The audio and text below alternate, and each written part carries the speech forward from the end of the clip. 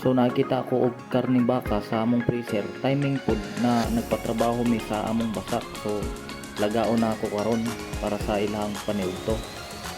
Pressure cooker ang akong gigamit kay tingalig maabtan patag hapon ani dili pa nimo humok.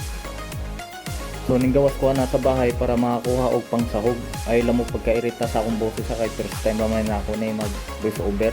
I-try ra man gyud nako kung kantigo ba ko.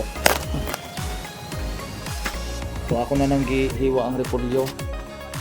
Ako na nang gitadtad ang mga ricado diha. Kapoy na ko og tadtad, ako na lang gipuspusan og sundang. Aw, lata oy. Wala mong laing ricado pati luya, ako na lang gibutang. Bisaya nga ni. Mga Bisaya daw hilig daw luya ingon nila pero hindi ko kasabot kung tinuod. Comment down below na lang. Ako na lang gisabay mga ricado diha, bawang, sibuyas, luya, paminta, patis, 5 ka bitsin, 5 ka magic sara. Aw, lamiya na oy.